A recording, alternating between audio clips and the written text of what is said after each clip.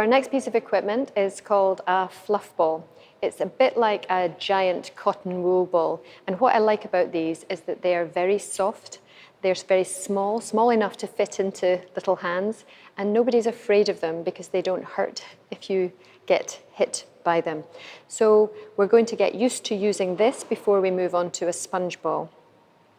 So I'm just going to do a few things by myself. As always, we start with some individual things, and then we move into some paired things, and then into some team things. So I would start off just by passing this around my back. So right hand to left hand and round my back. If we can do that, I'm going to try and pass it through my legs. And then I'm going to try to throw it up and catch it. So I have both hands, I'm keeping it nice and safe because we want to build the confidence through the success. And I don't throw it too high. So my demonstration has to be this, not really high. We want them to be able to control, and then through the confidence, go a little bit further with the hands so the ball goes a little bit higher and catching in two hands. If we manage to do that, we might throw up with one hand and catch with two hands.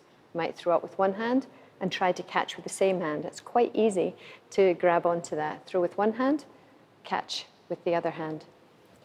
I might hold my hands out in front of me and let it drop and try to catch it underneath with both hands. Or like this. And then I would move on to doing some things with a partner. So our first little fun exercise that we will do, we're starting quite close together, and we start with one ball. We have our hands up like this, like kind of lollipop height, shoulder height, and I'm going to pass to my partner. She passes to herself, she passes to me, I pass to me. So this is coordination. It's a little bit of a sequence, but it's a nice simple one. And kids tend to like doing things close together. If we can do that, I might add a change in. So as the teacher, I might encourage them to change direction so that they have to think. So, change. Change. Or we could complicate it further by adding a second fluff ball. So everything sort of starts to speed up. It's really important that kids can focus and they can think and that they can follow a sequence. And again, we're encouraging to work together. Change. Perfect. So we're going to go back to one ball, and we're going to complicate it a little bit more by adding some movement. So we get our sequence going, and when I say move, I'm going to move backwards. My partner's going to move forwards. Move. So we're having to keep the sequence going and move at the same time. When I say move now, we're going to go backwards. Move. Change. Change. So there's lots of ways that we can complicate this. You could add a second ball. You could add a little bit of movement. We move backwards and forwards. You could easily move side to side. You could do it with one ball. If you can manage that, then you could try to do it with two balls. When children are very small, we want them to be able to catch the ball without a bounce first. Rolling is the simplest thing, stopping it on the floor, and then we're going to try to catch without a bounce. And often they will try and catch and grab things to their tummy, and that's fine because we want to build the confidence through the success. So I'm going to send in a rainbow shape again, so it goes up from me down to my partner, and she can catch against her tummy and send it back to me. I keep it safe by adding it to my tummy. Once we can do that, we're going to try and catch in front with two hands. Tennis is a two-sided sport, so it always makes sense to me to do lots of things with two hands, but also for the kids, it's much safer in two hands. So rainbow shape. And if we can do that, we might start to add a little bit of extra distance. So I would take one step back, my partner stays where she is, and my hand goes longer towards the target. It doesn't go faster, because when we lose control, it just goes longer, and it's still going in a rainbow shape. I caught it, I take one step back. Rainbow shape. And I wouldn't go probably more than 3 or 4 steps, because you start crashing into somebody else. And then we're going to try and add in some of the movements that mimic the tennis shots. So my partner's going to catch in front, and she's going to send straight back to me.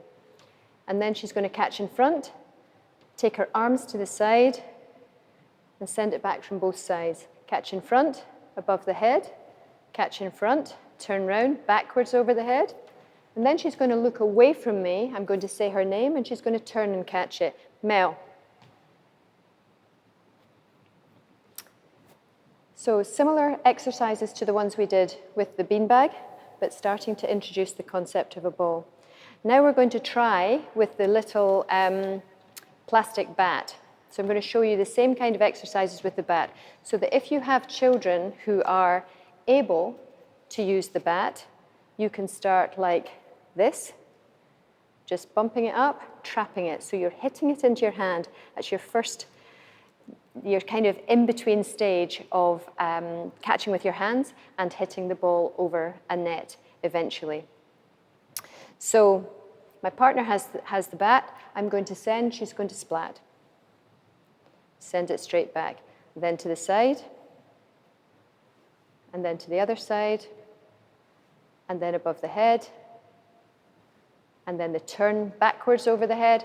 So that is quite a complicated skill, but it is made easy by going in the sequences, building the confidence, getting them used to the pieces of equipment. Now she can turn the other way, and I can say, Mel. She can send it back any which way she likes. Of course, I could increase the distance. I could introduce the cone, so we could catch in the cone. And sometimes it's quite nice to turn it into a little bit of a game. So I'm going to say that the fluff ball is the ice cream ball, and the cone is the ice cream cone. So my partner has to catch the ice cream ball in the cone, and I have to say an ice cream flavor when I throw it. Vanilla. Strawberry. I might increase the distance. Chocolate. Chocolate chip. And then we would swap. We could do the same thing where she turns away, I shout her name, she turns round and catches it in the cone. So lots of different things that you can do with the fluff ball. We can use them on the ground with the pink lines. So if we kneel, we're trying to introduce the concept of rolling it out of our hand like this. If children sit down, they tend to throw like this. So either you kneel like this, or you keep your feet on the ground like this, so that you can throw out the hand, because eventually that's going to look more like a tennis shot. So I roll, splat, send back. So we use the lines as our target tunnel.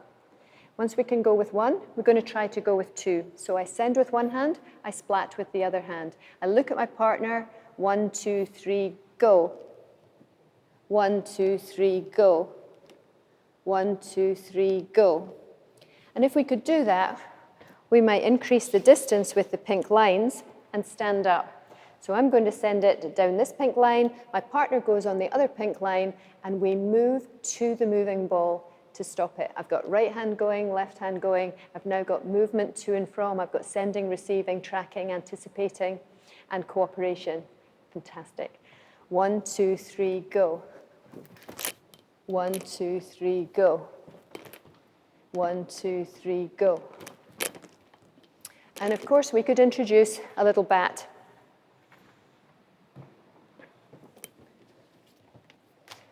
So if the children were ready to, we would do exactly the same thing. We're going to crouch down, roll, splat, rack it to the side, send it back, splat. Roll, splat, rack it to the side. So see how she turned to hit with the forehand side? Other side of the bat gives us the backhand side. We often go from the ball to one bat between two players. Having two each when they're very little can be a little bit carnage. So just stick with one bat, but it's starting to introduce everything just with the hand first. Once they've mimicked all of that and they're comfortable doing that, then it's quite easy to introduce the little bat. So the last thing that we'll show you with the fluff balls will be a little floor rally using the bats. So I stand to the side. If I want the ball to go straight, I stand to the side so that the bat can go straight through the pink lines. If I stand like this, it is likely that the bat goes across the ball and takes the ball away from the target area. So stand to the side. I hit, splat, stand to the side, splat. So we showed you forehand there. You could do the same with backhand. Just standing to the other side. And we could show you tweener.